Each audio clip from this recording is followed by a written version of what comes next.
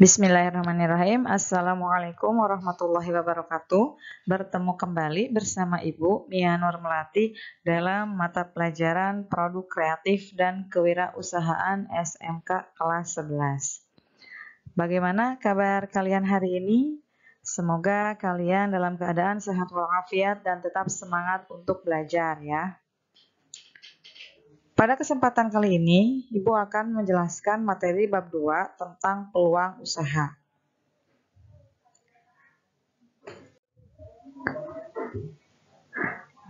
Kompetensi dasar yang akan dicapai pada 3.2 yaitu menganalisis peluang usaha produk barang atau jasa. 4.2 menentukan peluang usaha produk barang atau jasa. Tujuan pembelajaran yang akan dicapai, yang pertama, memahami peluang usaha produk barang atau jasa. Yang kedua, menentukan faktor-faktor keberhasilan dan kegagalan usaha. Yang ketiga, menganalisis kemungkinan keberhasilan dan kegagalan usaha. Yang keempat, menyajikan bentuk-bentuk peluang usaha. Yang kelima, menciptakan peluang usaha yang sesuai dengan kondisi lingkungan masing-masing secara kreatif dan inovatif.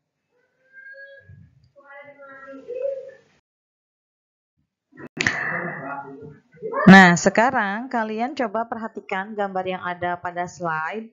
Kalian coba tentukan usaha mana yang cocok yang akan dilakukan di lingkungan sekitar rumah ataupun di lingkungan sekolah. Di sini ada beberapa jenis makanan dan minuman yang bisa dijadikan peluang usaha baik di lingkungan sekolah ataupun di sekitar rumah kalian masing-masing. Cari peluang usaha yang memang belum ada di sana, ya.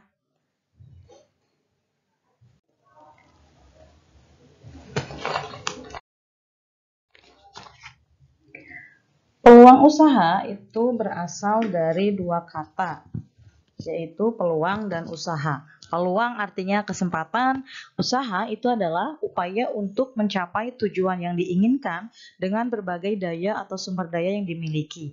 Jadi, peluang usaha merupakan suatu kesempatan yang dimiliki oleh seseorang untuk mencapai tujuan yang hendak dicapai dengan menggunakan sumber daya yang dimiliki.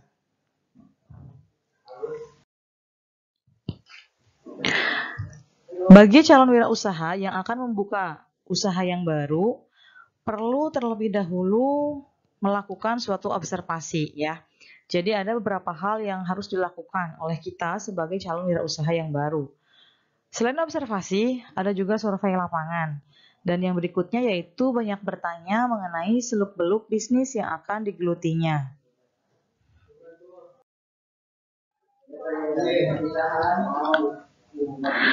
Tujuan yang hendak dicapai dalam peluang usaha, yang pertama yaitu mendapatkan keuntungan dan tentunya uang.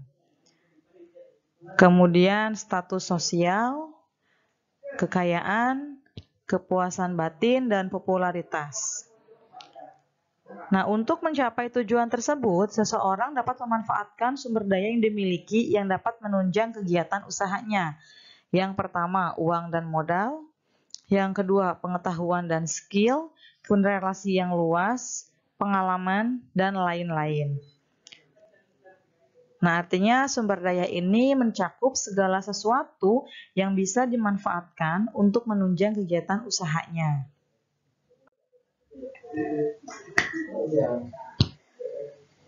Seorang wirausaha harus berpikir tentang seperti apa peluang usaha yang baik. Nah, di sini ada ciri-ciri peluang usaha yang baik. Yang pertama, bersifat orisinil.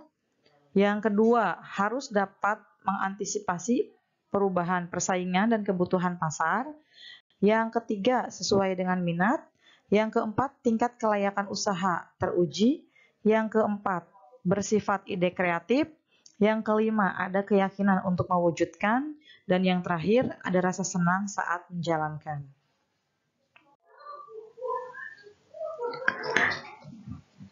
Dalam kenyataannya, peluang yang baik saja itu tidak cukup, tapi juga harus potensial. Nah, banyaknya peluang usaha di sekitar kita itu mengharuskan seorang wirausaha untuk cermat dalam mengkaji mana peluang usaha yang potensial. Di sini ada ciri-ciri peluang usaha yang potensial. Yang pertama, memiliki nilai jual. Yang berikutnya, usaha bukan hanya ambisi pribadi semata, tetapi juga harus bersifat nyata. Yang berikutnya, usaha tersebut mampu bertahan lama di pasar, kemudian tidak menghabiskan modal karena terlalu besar investasinya, dan yang terakhir bisa ditingkatkan skalanya menjadi skala industri. Peluang usaha yang bernilai jual itu memiliki ciri-ciri sebagai berikut ya. Di sini ada ciri-ciri peluang usaha yang baik. Yang pertama, mampu memenuhi kebutuhan konsumen. Yang kedua, memiliki keunggulan bersaing. Yang ketiga, tidak bersifat sementara. Yang keempat, ada nilai uang. Dan yang kelima, memenuhi aspek kreatif dan inovatif.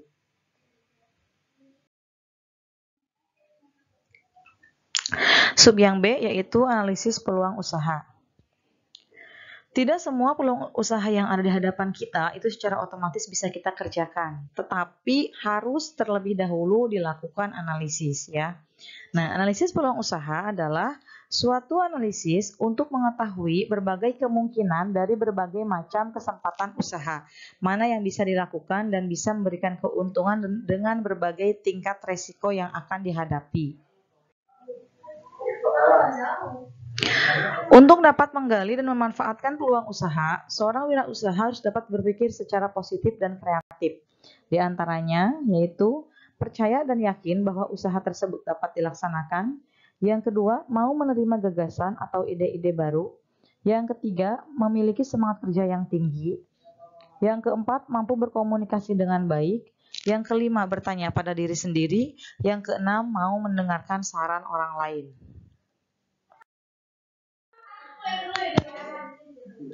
Sub C yaitu persiapan peluang usaha. Untuk melakukan analisis peluang usaha dibutuhkan persiapan sebagai berikut. Yang pertama, meneliti luas usaha yang dipilih. Yang kedua, bentuk usaha. Yang ketiga, jenis usaha yang ditekuni. Yang keempat, mengenal informasi usaha yang diterima. Yang kelima, memiliki peta peluang usaha yang menguntungkan. Langkah-langkah analisis peluang usaha. Yang pertama, membuat sketsa bidang usaha yang ditekuni. Kita buat dulu nih gambaran usaha apa yang akan kita jalankan. Yang kedua, penyediaan modal. Yang ketiga, mengurus izin usaha dari Dinas Perindustrian dan Perdagangan ya. Yang keempat, menyiapkan tenaga kerja. Yang kelima, menyiapkan sarana, itu alat. Yang keenam, menyiapkan bahan baku. Yang ketujuh, menetapkan lokasi. Yang kedelapan, menetapkan metodologi. Yang kesembilan, menetapkan teknologi usaha.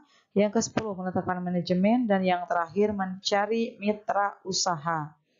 Ini artinya pihak yang bekerja sama dalam wirausaha kita ya. Yang berikutnya yaitu tujuan analisis peluang usaha.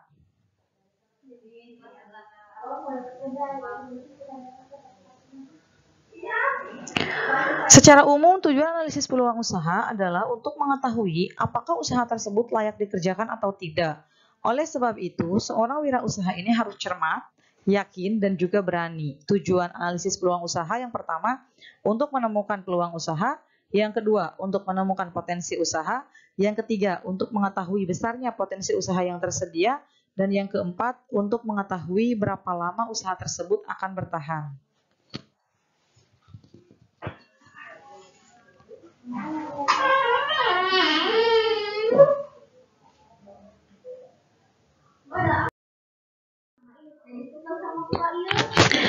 Yang berikutnya sub E, keberhasilan dan kegagalan wirausaha.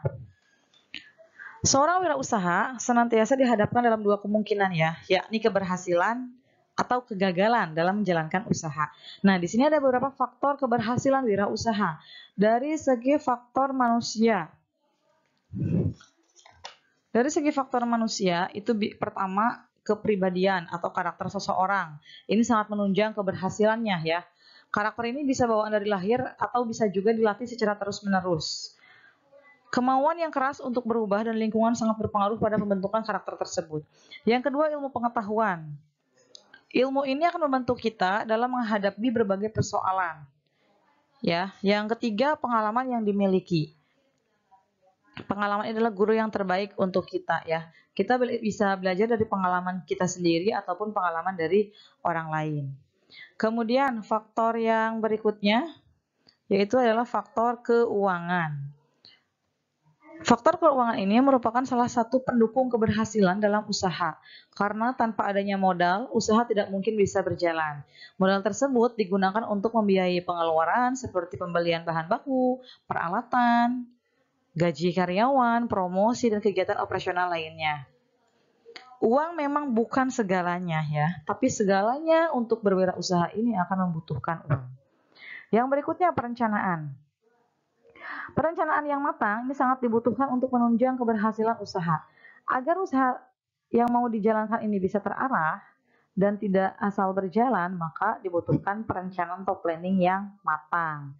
Perencanaan ini dapat dimulai saat usaha itu mau didirikan. Contoh, produk apa yang akan dibuat, dan berapakah modal yang akan dibutuhkan, kemudian siapa calon konsumen sasaran kita, di manakah tempat usaha yang akan kita jalankan, dan siapa saja yang terlibat, itu harus direncanakan dengan sangat matang. Yang berikutnya itu pemasaran. Sebagus apapun produk kita, bila tidak mampu memasarkannya, maka produknya tidak dapat menjangkau konsumen yang akan kita tuju. Ya, jadi harus difikirkan juga. Misal, siapa yang akan memasarkan produk kita, kemudian strategi apa yang akan kita gunakan dalam pemasaran ini.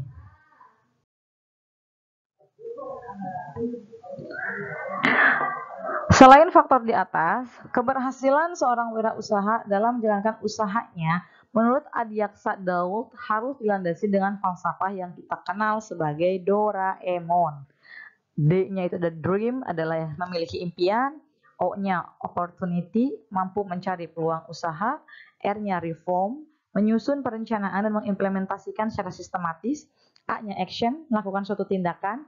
E-nya energy, memiliki semangat yang tinggi. M-nya mapping, bisa melakukan pemetaan usaha dengan analisis SWOT. O-nya organizing, bergabung dengan organisasi atau perkumpulan. N-nya network, memiliki jaringan atau relasi yang luas. Nah, ini adalah falsafah Doraemon. Ya. Yang berikutnya faktor penyebab kegagalan wirausaha.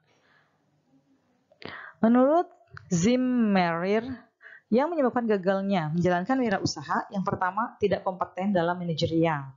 Yang kedua, kurang berpengalaman. Yang berikutnya tidak bisa mengelola keuangan. Kemudian lokasi yang kurang mendukung, gagal dalam perencanaan, sikap yang kurang bersungguh-sungguh, ketidakmampuan dalam melakukan peralihan atau transisi kewirausahaan, yang terakhir kurang pengawasan peralatan. Sub F yaitu memanfaatkan peluang secara kreatif dan inovatif. Salah satu faktor keberhasilan seorang wirausaha adalah kemampuannya dalam memanfaatkan peluang secara kreatif dan inovatif. Kreativitas merupakan kemampuan untuk menciptakan sesuatu, sedangkan orang yang kreatif ini adalah mereka yang memiliki daya cipta. Berdasarkan penelitian, kreativitas ini diidentifikasi yaitu yang pertama menciptakan atau to create. Itu adalah proses berupa mencari atau menciptakan dari yang tidak ada menjadi ada. Yang kedua, memodifikasikan atau to modify. Dalam memodifikasi sesuatu berupa mencari cara, membentuk fungsi-fungsi baru, atau menjadikan sesuatu menjadi berbeda penggunaannya oleh orang lain. Yang ketiga, mengkombinasikan atau to combine, yaitu mengkombinasikan dua hal atau lebih yang sebelumnya tidak saling berhubungan. Seorang wirausaha ini harus berpikir bagaimana memanfaatkan peluang usaha di sekitarnya secara kreatif dan juga inovatif. Dengan cara yang pertama, memanfaatkan barang yang tidak terpakai. Misal, memanfaatkan kain perca, sedotan, stik es krim menjadi produk yang memang punya nilai jual. Yang berikutnya, memanfaatkan barang yang disediakan oleh alam. Contohnya, memanfaatkan akar pohon, tanah liat menjadi suatu kerajinan.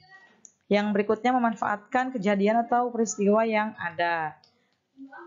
Yang terakhir, memanfaatkan segala sesuatu yang bisa memberikan peluang usaha.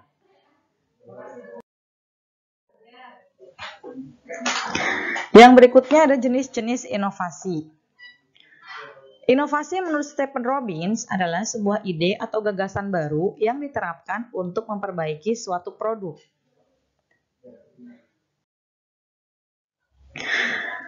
Adapun ciri-ciri inovasi, yang pertama memiliki kekhasan khusus ya.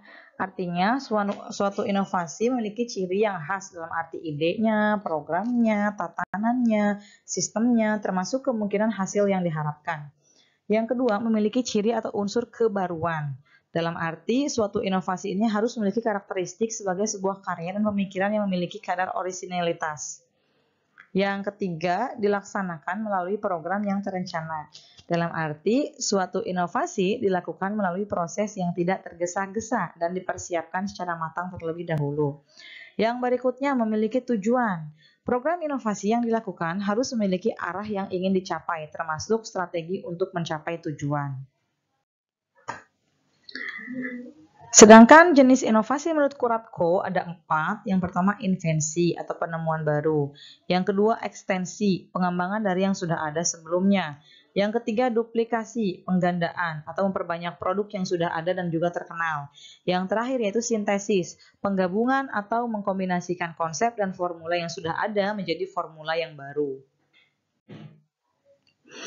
Sub yang H yaitu sumber peluang usaha. Peluang usaha bersumber atau diawali dengan adanya ide atau inspirasi yang bersumber dari faktor internal dan juga eksternal.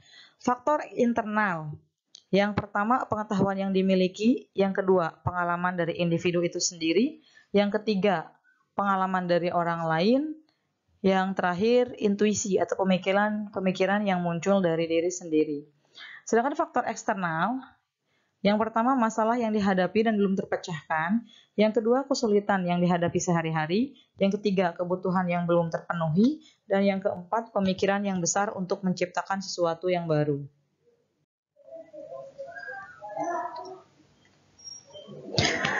Yang I, pendekatan analisis peluang usaha. Pendekatan analisis peluang usaha ini salah satunya bisa dilakukan dengan analisis SWOT. SWOT itu suatu singkatan ya, S-nya strength, W-nya weakness, yang O-nya opportunity dan threat. Ya. Strength itu artinya kekuatan. Dari bahasa Inggris ya, kekuatan atau kelebihan yang dimiliki perusahaan yang dapat digunakan untuk mendukung usahanya. Contoh, memiliki produk yang berkualitas dan sudah dikenal di masyarakat. Memiliki tenaga kerja atau SDM yang kompeten dan juga loyal. Itu adalah sebagai kekuatan dalam berwirausaha ya. W-nya weakness artinya kelemahan. Kelemahan yang dimiliki oleh perusahaan. Nah ini bila tidak diatasi ini akan menghambat kinerja usaha. Contohnya adalah karyawan yang kurang berpengalaman. O, opportunity artinya peluang atau kesempatan. Peluang atau kesempatan untuk mengembangkan usaha. Dan yang T itu adalah threat. Threat artinya itu adalah ancaman atau gangguan atau juga hambatan ya. Selain analisis SWOT, bisa juga dilakukan analisis 5W1H. Artinya analisis ini untuk menjawab pertanyaan what, produknya itu apa yang akan dilaksanakan atau dikembangkan. W yang berikutnya where, di mana lokasinya. Ya kemudian when, kapan akan memulainya. W yang berikutnya why, mengapa memilih produk ini. Who, siapa orang yang akan terlibat di dalamnya. Dan H-nya itu how, bagaimana kita akan menjalankan usaha ini. Nah ini pertanyaan-pertanyaan 5W1H ini harus sudah terjawab sebelum kita melaksanakan suatu wirausaha, merencanakan suatu wirausaha ya. Yang berikutnya studi kelayakan usaha.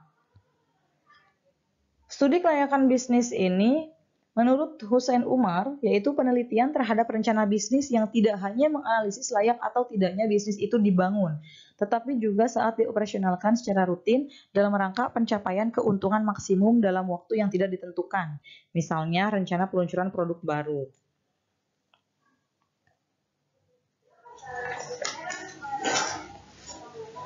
Nah, ini studi kelayakan bisnis ini adalah menganalisis faktor bisnis dalam menentukan rencana bisnis tersebut harus dilaksanakan, tidak dilaksanakan, atau akan ditunda, dan untuk menilai kelayakan dalam pengembangan sebuah usaha. Manfaat studi kelayakan bisnis ini yang antara lain digunakan untuk merintis usaha baru, mengembangkan usaha yang sudah ada, memilih jenis usaha atau investasi yang paling menguntungkan. Tahapan studi kelayakan ini dapat dilakukan dengan cara yang pertama tahap penemuan ide. Ini suatu produk yang akan dibuat haruslah berpotensi untuk laku dijual dan menguntungkan. Yang kedua tahap penelitian usaha. Dimulai dengan mengumpulkan data, mengolah, menganalisis, dan menyimpulkan. Yang ketiga tahap evaluasi atau perbaikan. Mengevaluasi usulan proyek yang akan didirikan, mengevaluasi proyek yang sedang dibangun, dan mengevaluasi bisnis yang sudah dioperasionalkan secara rutin. Yang keempat, tahap pengurutan usulan yang layak. Jika terdapat lebih dari satu usulan rencana bisnis, maka perlu dilakukan pemilihan rencana bisnis yang dianggap paling penting untuk direalisasikan. Yang kelima, tahap perencanaan pelaksanaan. Nah, setelah rencana bisnis ini dipilih untuk direalisasikan, maka perlu dibuat rencana kerja pelaksanaan proyek. Yang keenam, tahap pelaksanaan. Setelah semua persiapan selesai, tahap berikutnya adalah merealisasikan pelaksanaan. Dan yang ketujuh yaitu tujuan studi kelayakan bisnis atau usaha. Mungkin cukup sekian materi yang bisa Ibu sampaikan. Untuk tugas, ini tugas individu dan juga tugas kelompok ya. Untuk tugas individu, silahkan dibaca soalnya dan juga dikerjakan ya. Ini tugas kelompok ini bisa kita diskusikan dulu ya. Silahkan dibuat kelompok dan juga didiskusikan. Ini soalnya bisa kalian screenshot dulu. Cukup sekian.